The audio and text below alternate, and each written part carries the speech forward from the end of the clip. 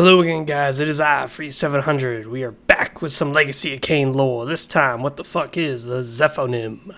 Now, the Zephonim. They're one of the more, I would say, evil of all the vampires. You see, at least the Tyrellum will just crush all the bones in your body and then drink your blood. The Dumahim will, render you nothing more than just a corpse as they drain your blood out of your dead body. But these guys, they seem to have a different agenda entirely. So let's talk about the most creepy and scary vampires out of them all, the Zephonim. Now, what exactly is the Zephonim, you may think? Well, the Zephonim, they aren't really warriors, and they're not really explorers. So what are they exactly? You see, they're a bit interesting because of how they work. They're more like an agency than they are an actual legion. They don't really assemble massive armies to fight people. Instead, what they do is they already know the fight's going to happen before it actually happens. What they do is they have a lot of spies. They have agents hidden throughout the deepest, darkest crevices of the world, hiding in the shadows, hiding in the corners of your room, hiding up on the ceiling. This is the way they like to be. They're typically assassins, is usually what they are. And the way that their own home is set up, their own clan home, is just this labyrinth of long, dark tunnels that in the end will just lead you to be ensnared and trapped in many of their nasty, conniving schemes and webs that they have laying around. It's very, very creepy to me because I'm arachnophobic. Prior to their mutations and all the nasty futuristic stuff that would happen to them in Soul Reaver 1, they were actually a clan of assassins and agents. So they would have actual spies inside blood farms where they would convert some of the humans to become vampire worshippers. They would teach the humans about how the dark gods, which would be the vampires, are these godly beings that can bestow their godliness to the humans if they do them favors, if they give them the sacrificial blood, blah, blah, blah, all this fun stuff. And this would actually be very effective in culling the human population from ever trying to rebel against the Zephonim. After all, who would rebel against their master who's promising them power as long as they can show their master who's the ones that are planning revolts and also give them sacrifices? This would be later on in Soul Reaver 1 where they are the only clan that has vampire worshippers still, even in their monstrous spider-like state with their long arms and their long legs and their grotesque look where they have like 4 eyes. Yeah, the vampire worshippers still revere them as dark gods and would actually go out and hunt for humans and bring those humans to the vampires so they could feast. They would also guard the vampires while they were sleeping or mutating in their cocoons and webs. But prior to this mutation, there was a few other things about Zephonim that was really weird. Like they preferred to do self-torture to force their mutations. They also preferred doing a lot of secret alchemical ingredients on themselves. And they also believed in some form of eugenics, believing in breeding to make a superior vampire, choosing select lineages to continue to make even more powerful Zephonim. They were more regarded as mentalists. They were able to be very powerful with the mind, able to control people's fears, able to hack into your brain with arcane magic and make you see things and feel things that aren't real. This, of course, made the Zephonim very worrisome to other vampires because when other vampires converse with the Zephonim, it's pretty obvious that the self-torture, the side effects of the ingredients that they've been consuming, and the select lineages has made them a little wonky. Like, the very way that their bodies move and contort isn't natural. And the way that they think seems to almost seem like as if every Zephonim has a multiple personality disorder site. So it's kind of weird for other vampires to converse with them.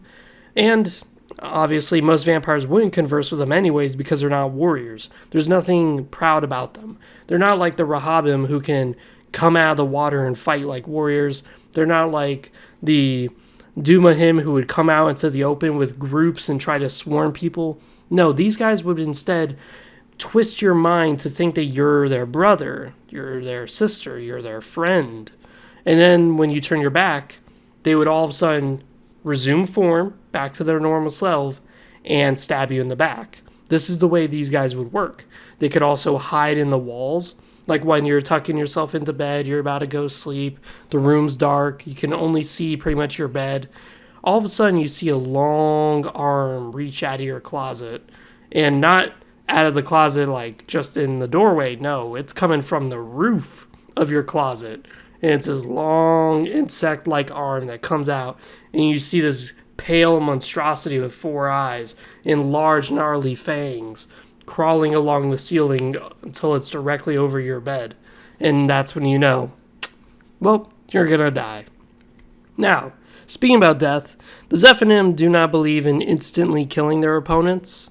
Now, in the video game Nosgoth, it's not represented because it's a video game. It's supposed to be that way. But in Soul Reaver, we do see this, where what would happen is the Zephonim don't necessarily kill their prey. They instead wrap them in a cocoon. They incapacitate them, and they wrap them up in a cocoon. And what they can do is one of two things. They can either mutate you inside the cocoon, where you'll emerge out of the cocoon as a Zephonim, as mutated as they are, or they keep you in the cocoon and you're writhing around, screaming, or trying to scream as the web is in your mouth, and you will be a meal for a later time. It's even known by developers that a death by the Zephonim is not, by any means, a slow process. It is a very long, a very torturous process, where you feel like you're suffocating, you feel claustrophobic, and the Zephonim are taking their time draining your blood out of your body. This is, of course, very, very gruesome, but it does explain why they have existed for so long, is because they are the only vampires we've seen who seem to be able to stock up. They've been able to hide away food, and their location is inside a silenced cathedral, which was actually this super weapon that the humans developed in the future, where the super weapon could just instantly render vampires debilitated, defenseless, and help the sun do the job of killing the vampires. Well, the master of the Zephonim, Zephon, he has made himself a giant cocoon inside the grand weapon that the humans have, so now it's obsolete. But it's also very interesting to note is that it's inside a canyon, it's inside a crevice. And to the Zephonim, they think that this is great, that they're hiding from the world, because it's not a good thing for them to be out in the open. They prefer to be in the dark, and that's the way they like to be. In the dark, in the shadows, coming out with their long, pale 3 claws, grabbing people by the back of the neck and then dragging them into the pits with them. This works for them just fine. It's very hard for humans to navigate. It's very hard for vampires to navigate. This is where the Zephonim would shine. So, there is some interesting cultural things about the Zephonim that I find very fascinating, is that not only do they practice self-torture, and they also practice all sorts of alchemical ingredients on themselves, and they also practice weird magics, they also seem to hide their face. And this is unique, because most vampire clans, they may wear some sort of helmet, but these guys outright hide their face. This could be a sign of a few things. One, it could be more of a spy game. As I said, they're agents. They seem to be more of a spy agency rather than an actual legion. So this is where it could be that they're wearing helmets, and they wear helmets of the same type, so that way you think you're dealing with one assassin, when reality is you're dealing with a multitude of assassins, which is more terrifying. Again, the whole Zephonim creed is to sow terror and fear into the enemies and into your allies.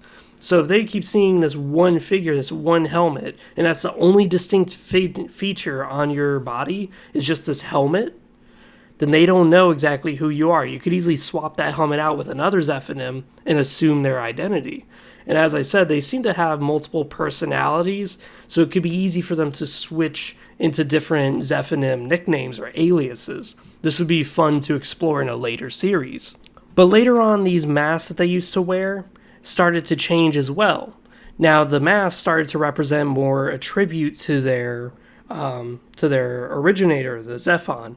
Because what happened with Zephon is when he mutated into his nasty, snarly, insect-like beast, his own mutation was a lot like the Judas breed from Mimic. I don't know if you guys seen that movie, Mimic. It's a good movie. I highly recommend it. I'm huge into sci-fi movies.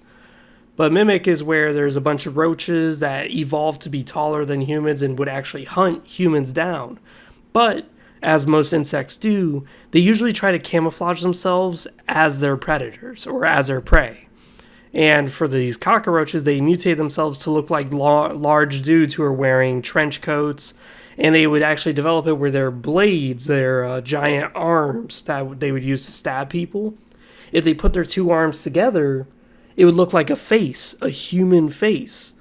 So, the Zephon himself, he had this weird mutation where if he put these two mandibles together, it would form a face, when reality was his real face behind the mandibles was more grotesque, this monstrous beast. So, it is really interesting with the Zephonim that we see in Nosgoth, the video game, is that they're already starting to mutate. So in the evolved state, they would wear their mask. Again, the mask, the only distinct feature that you would see. But their mask would be split in two. One side is more human feature. The other side is more vampiric. This was to signal their duality in life. On one side, they control humans. But on the other side, they're controlling the vampires as well. There has been some speculation as to what exactly Zephonim have been up to, that maybe they prosper from the idea of killing the Razielum, that maybe they sowed the seeds for Razielums to fall. But I don't really buy into that too much. But there is some to be said about the power that these guys do have, as no other clan could outright march into their territory, and no clan ever would, because just planning to assassinate them or to march war onto them, you already know that they know what you're thinking. They have agents inside your own blood farms. So there are humans that you're harvesting, that you're drinking blood from, that turn out to actually be informants to the Zephonim. There could be, of course, other vampires of Zephonim hiding in unreachable places for other vampires to reach. The Rahabim can live in the water, which is unreachable for any vampires, but the Zephonim can hide in the ceiling. No Turellum could reach the ceiling, as big as he is. So, this makes it where openly discussing hostilities with Zephonim would be equally met with a bunch of long-limb motherfuckers coming down from the ceiling and slamming your ass to the ground. And if you're lucky, they just leave you there or kill you. If you're not lucky, they'll cocoon your ass and take you into their place so they can drink your blood slowly, keep you somehow nourished with the webbings that you're trapped in a coma-like state. Yeah. These guys are very brutal, and I do like them to an extent. It's just the whole spider thing really turns me off, because I don't like spiders. What was it, 3 days ago? My wife had to go down the stairs before me because there was a spider that decided to set his web up right in between the stairway. So she had to go in front of me to get rid of the web and the spider, because I'm not getting near those fuckers. Now, there has been no mention in the game of them having some sort of venom to incapacitate their foes, and in the video games themselves, when they fight, they never show any inclination of that. But in Nosgoth, the video game, they do seem to be able to infect people, and the infection spreads rather quickly in groups of people. And the infection seems to display itself as a bunch of flies or bugs nipping away at the human's health bar. So I do think that the Zephonim probably do possess some sort of disease capability, but I'm not sure if it's a disease or a parasite capability, because it could just be that when a Zephonim swipes you, a bunch of these vampiric-like bugs just come out of nowhere and start feasting on your flesh, and then just laying a bunch of eggs in the wounds, so that way you can never truly live from a Zephonim attack. Or it could just be just a temporary thing where just a swarm of bugs irritate the shit out of you, just sting the fuck out of you. It's not really explained in the Nosgoth game. But it would be interesting to see where the Rahabim have their venom, their poison that they spit out, and then you have the Zephonim who have their nasty, whirly bugs that crawl all over you. After all, they are alchemists, so I wouldn't put it past them to have poison in their society, in their cultural development, to have nasty, gnarly poisons. Besides that, this has been the Zephonim. This has been Freezer 700. I am done talking about these nasty motherfuckers. See you guys next time.